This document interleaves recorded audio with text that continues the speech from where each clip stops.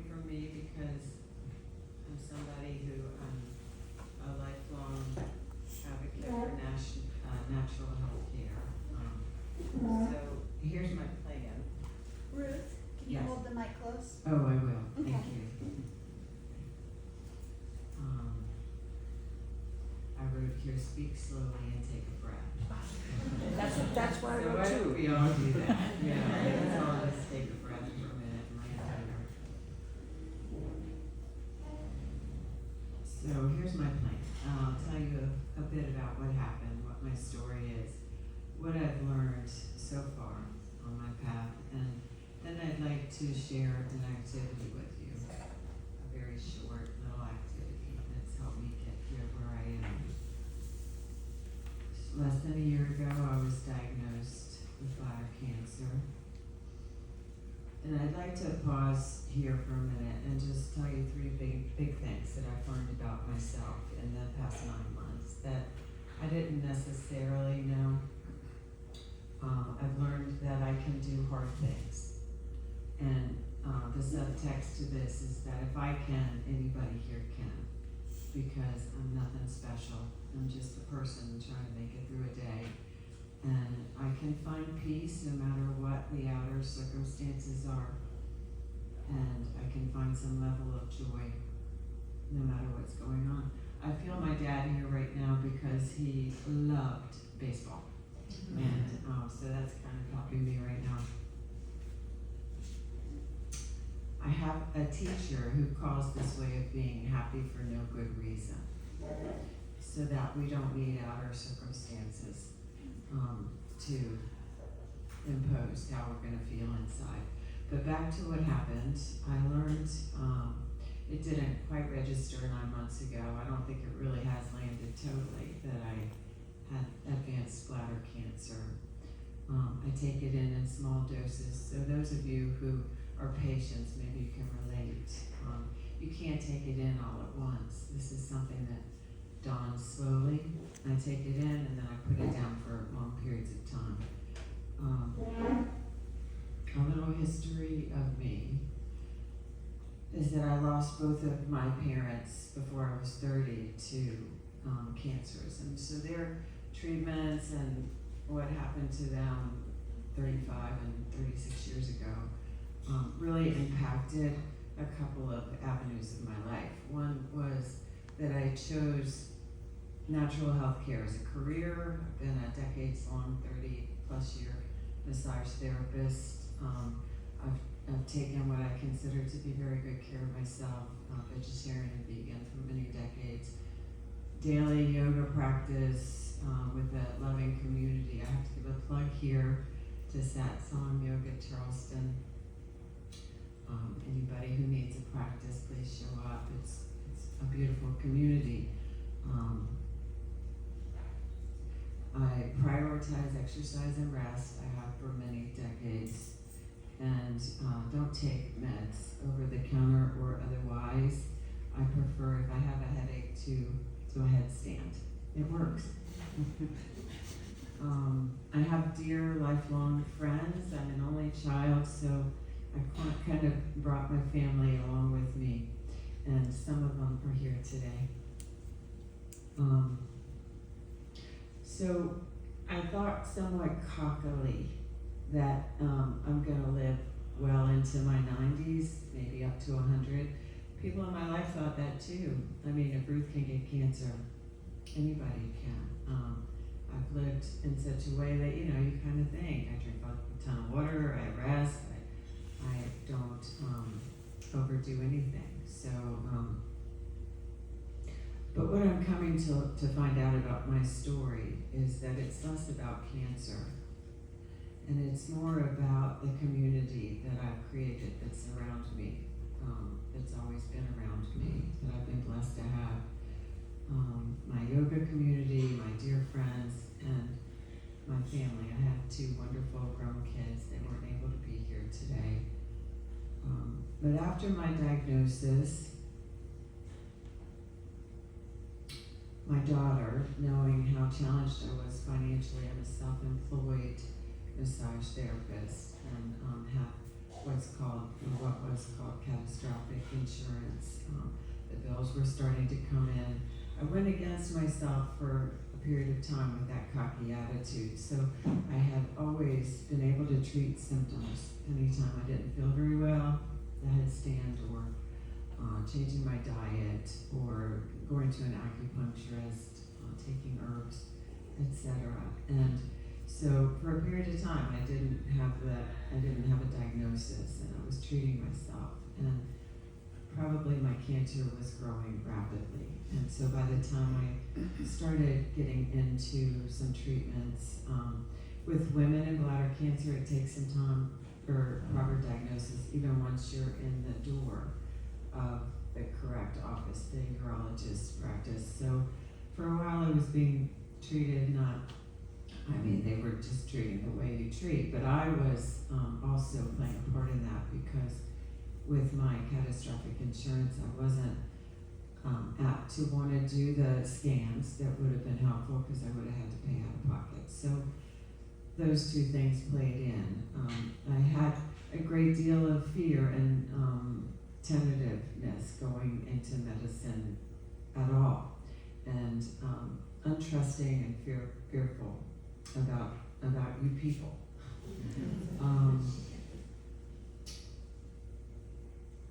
So my daughter, she had the thinking process to start a GoFundMe, which helped me profoundly. So once I was diagnosed correctly,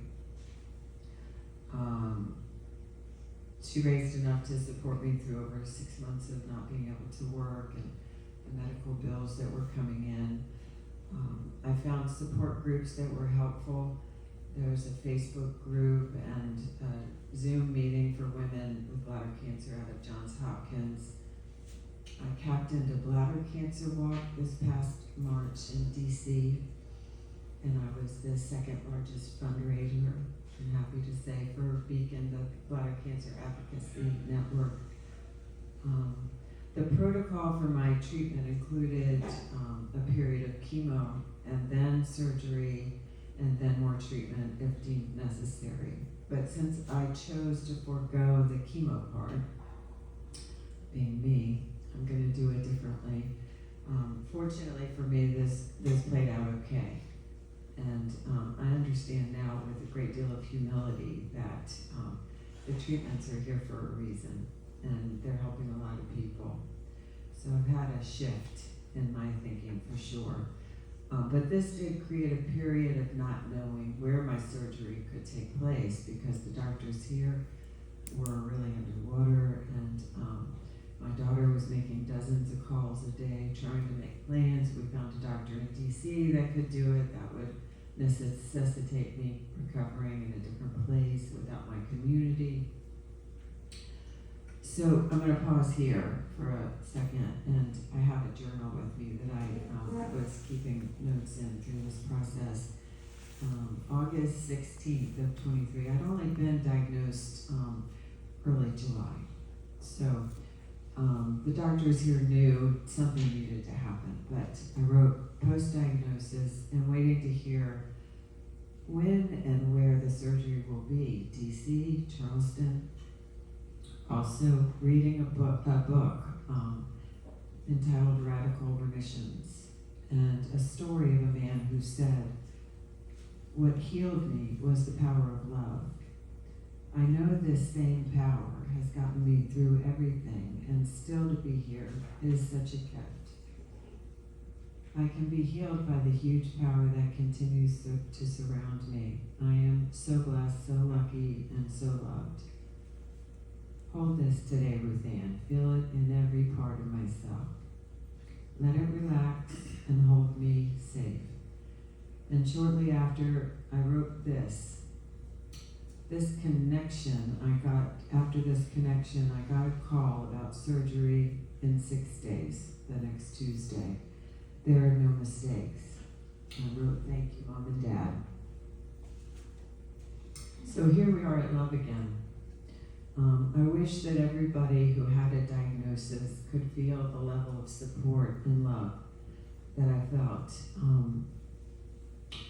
But I had an incredible team of doctors, and I have to give a plug here because I really have had a shift.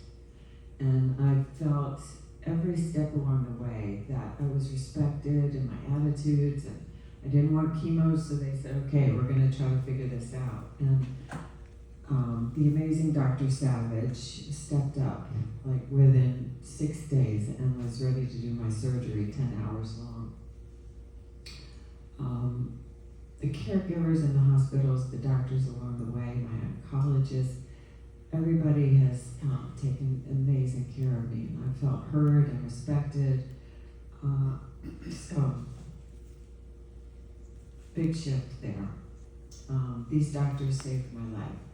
I was told early on, which I don't have a memory of, it's been relayed to me from the people close to me, that if I didn't do anything, which was my inclination, I'd be a goner in 18 months. So it's a lot to take in. I'm now taking monthly infusions of immunotherapy, Opdivo, and as of last week, I'm no evidence of disease.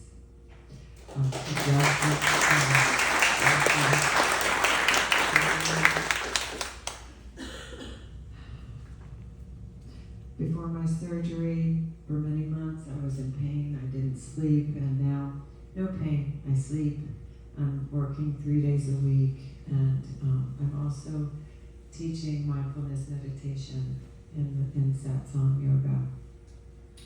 So here's the little activity I'd like to do with you, if that's okay. We're going to just do a 2 or 3 minute mindfulness meditation. So mindfulness and meditation, kind of those two words are used interchangeably, but just a brief description. Mindfulness is the quality of awareness that we bring to a moment, and meditation is a tool we use to find that quality and to practice mindfulness. So if it's okay, I'll ask you to close your eyes, and if it's not, you can gaze at one spot and just kind of go inside for a moment.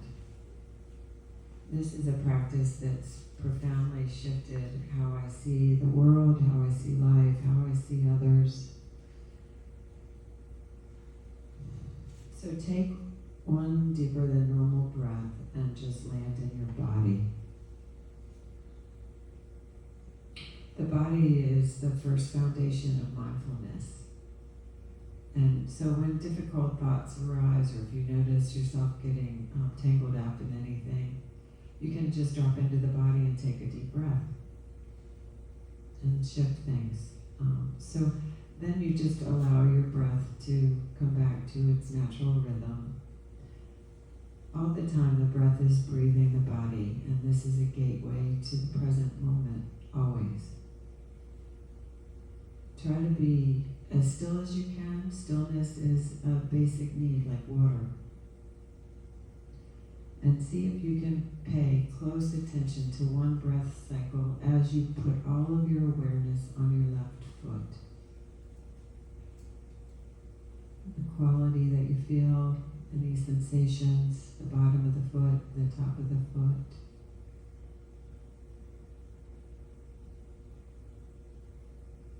And then bring the next breath in and pay close attention to the right foot. Again, the bottom of the foot, top of the foot. Any sensations. And pretty quickly you notice that you're not on your foot. You're somewhere else. Your mind is taken off. And so this is a moment of mindfulness, the noticing, the witnessing that. And then you just come back. Come back to your foot, back to the breath.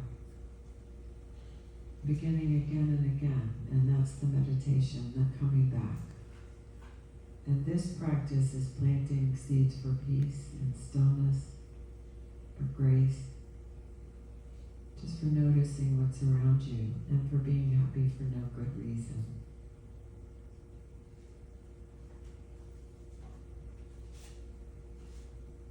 Thank you so much.